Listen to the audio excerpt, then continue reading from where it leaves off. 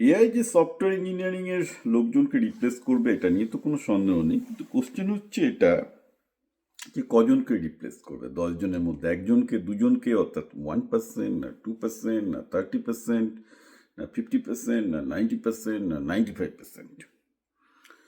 এটা নিয়ে চারিদিকে বিতর্ক চলছে এবং কেউ যে যা লিখলে বলবে না না আমি জানি, আমার এখানে দেখতে পাচ্ছি 10% রিপ্লেসমেন্ট মানে 10%, না সেটা নয়। ব্যাপারটা হচ্ছে এআই একটা ভয়ঙ্কর রকমের ফাস্ট ইভলভিং জিনিস। আজকে ধরুন যে এআই যে ক্যাপাবিলিটি, ধরুন 5.4 মডেল বা আপনি ক্লডের সবচেয়ে বেস্ট মডেল বা ইভেন জেমিনি প্রোর আজকের যে ক্যাপাবিলিটি, আজ থেকে 12 মাস আগেও সেসব ক্যাপাবিলিটি ছিল না। সুতরাং এআই আজকে কি করছে তার উপর ভিত্তি করে আপনি ভবিষ্যৎ প্রেডিক্ট করতে যাবেন না। আজকে আমরা কি দেখতে পাচ্ছি? আজকে আমরা যেটা দেখতে পাচ্ছি যে যেখানে এই জুনিয়র লেভেলের কনসালট্যান্ট, মার্কেটিং ব্রোশিওর, এই ব্রোশিওর, ছোটো ছোটো ছোটো ছোটো যেসব কাজগুলো, যেগুলো অ্যানালিসিসের কাজ, হ্যান ত্যান ইন্টেলেকচুয়ালের কাজ, ছোটো ছোটো কোঅর্ডিনেশন কাজ, এগুলো এআইতে 100% হচ্ছে, অলমোস্ট 100% রিপ্লেসেবল। এন্টারপ্রাইজ সফটওয়্যার ডিপ্লয়মেন্টের ক্ষেত্রে অবভিয়াসলি অনেক মাস হয়ে যাচ্ছে, ভুল করছে, এই করছে, কিন্তু সেটাও তো 30% লেভেলে করতে পারছে। মানে এন্টারপ্রাইজ বা অ্যাকচুয়াল বিজনেস লেভেলের যেহেতু নোয়ান্সগুলো আছে সেগুলো 30-40% লেভেল হচ্ছে। কিন্তু এটাও আমি বলে দিচ্ছি, যত ডেটা আসবে, যত বেশি রিজনিং মডেলটা ভালো হচ্ছে, এআই বিভিন্ন টাইপের নতুন টেকনিক আসছে, হয়তো 1 বছর, হয়তো 6 মাস, হয়তো 3 মাস, হয়তো 3 বছর, I don't know, but there is a time limit, maximum 3 বছর সেগুলো করতে পারবে।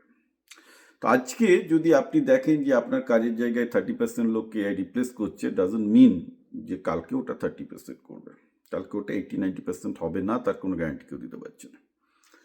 আর একটা মজার ব্যাপার বলি, যে যারা সফটওয়্যার ইঞ্জিনিয়ারিংয়ের আজকে যে জিনিসটা দেখছেন তাদেরকে কি সফটওয়্যার ইঞ্জিনিয়ারিং প্রেজেন্ট যেভাবে হচ্ছে, অর্থাৎ আজকে একটা মিন স্ট্যাক ডেভেলপমেন্ট আছে, একটা ধরুন ফুল স্ট্যাক ডেভেলপমেন্ট আছে, তার একটা ফ্রন্ট এন্ড ডেভেলপমেন্ট আছে, ডেটাবেস আছে, ঠিক আছে, এইভাবে যে আইটির যে স্ট্যাকগুলো দেখছেন তার উপর ভিত্তি করে বলছেন যে সফটওয়্যারটা করতে এই সময় লাগে। নতুন গ্রিনফিল্ড, নতুন যেখানে ডেভেলপমেন্ট হচ্ছে, this is not the same situation. কারণ আপনার ওই মানে back end development, front end development, এগুলো তো দরকারই নেই, এগুলো এসেছিলোই কারণ this is a very old way of thinking. এখন আপনি ডেটা দেবেন, ডেটার পর আপনি যে যে চাইছেন যে ফাংশনালিটিগুলো, এআই সবগুলো বুঝে নিজের মতো করে কোড লিখে সঙ্গে সঙ্গে নিজেই সফটওয়্যার ডিপ্লয় করে বলবে, এবার তারপর আপনার যখন একটু দরকার হবে আর একটু বেশি কোড লিখে আপনাকে দিয়ে দিচ্ছে, এটাই তো করছে, আমি দেখতে পাচ্ছি। সো আজকে যেসব এন্টারপ্রাইজ সিস্টেমগুলো অলরেডি হয়ে গেছে, সেখানে মেনটেনেন্স এগুলোকে করার জন্য, ইমপ্রুভ করার জন্য হয়তো এখনও সফটওয়্যার ইঞ্জিনিয়ারিংয়ের কিছুদিন চাহিদা থাকবে। কিছুদিন কেন, নেক্সট 20 বছরও থাকতে পারে, অল্প অল্প করে হয়তো লোক লাগবে। তো নতুন greenfield development it's entirely new thing. ওই ব্যাক এন্ড, ওই ফ্রন্ট এন্ড, এগুলো হয়তো কনসেপ্টই উঠে যাবে ভবিষ্যতে। অর্থাৎ সফটওয়্যার ফিল্ডে এখন যে অ্যাটলিস্ট খেয়াল রাখতে হবে, what is software, what is coding, এটা একটা ট্রান্সলেশন ল্যাঙ্গুয়েজ, ট্রান্সলেটার। একটা মানুষ কি, মানুষ হচ্ছে একটা ট্রান্সলেটার। একটা সফটওয়্যার ইঞ্জিনিয়ার কি, সফটওয়্যার ইঞ্জিনিয়ার হচ্ছে গ্লোরিফাইড ট্রান্সলেটার, গ্লোরিফাইড অনুবাদক, যে মানুষের ভাষাকে কম্পিউটারের ভাষায় চেঞ্জ করে, right? And that's the compiler does. এবার যেটা হয়ে যাচ্ছে, এআই যেহেতু এখন মানুষের ভাষা অনেক ভালো সরাসরি বুঝতে পারছে, তাহলে আমার কোনো স্পেশালিস্ট অনুবাদকের, যাদেরকে আপনার সফটওয়্যার ইঞ্জিনিয়ারিং বলেন, আমার ভাষায় তারা একটা অনুবাদক, তারা একটা ট্রান্সলেটার, তাদের আর দরকার হচ্ছে না। তো কাকে দরকার হচ্ছে? আমার যারা বিজনেস রুলটা বুঝতে পারবে, যাদের অ্যানালিস্ট আছে তাদেরকে দরকার হচ্ছে, রাইট? তো সফটওয়্যার ইঞ্জিনিয়ারিংয়ের সব টিমের মধ্যে কোডিংয়েরটা চলে গেল, তারপর যাবে ইন্টিগ্রেটারদের কাজ, তারপর যাবে টেস্টারদের কাজ। এইবার যারা সিস্টেম অ্যানালিস্ট, যারা সিস্টেম কাজে বুঝতে হচ্ছে, তাদের যাবে সবার লাস্টে, কারণ ওটা থাকবে, ওখানে নোয়ান্সেস আছে। আমি ওখানে ডিগ্রিজ অফ ফ্রিডমের গল্প বলেছি।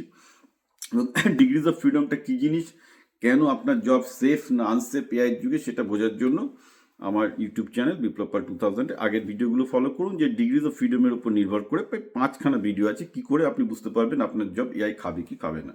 Because that's the mathematical way, ওটা হচ্ছে ম্যাথমেটিক্যাল ওয়ে বোঝার জন্য যে আপনার চাকরি এআই যুগে সেফ কি সেফ না। সুতরাং আজকের দিনে ওই 5% চাকরি নেবে, 30% চাকরি নেবে বলে কোনো লাভ নেই। কালকে যে এআই আসবে তার আজকের এআইয়ের সাথে তার কোনো সম্পর্ক নেই। মানে আমি তো অবাক হয়ে যাচ্ছি এখন 5.4 যেসব যেসব আমাকে কাজ করে দিচ্ছে, পুরো একদম আমি চমকে যাচ্ছি পুরোপুরি। এসব মানে আজ থেকে 2 বছর আগে এসব ভাবা যেত না।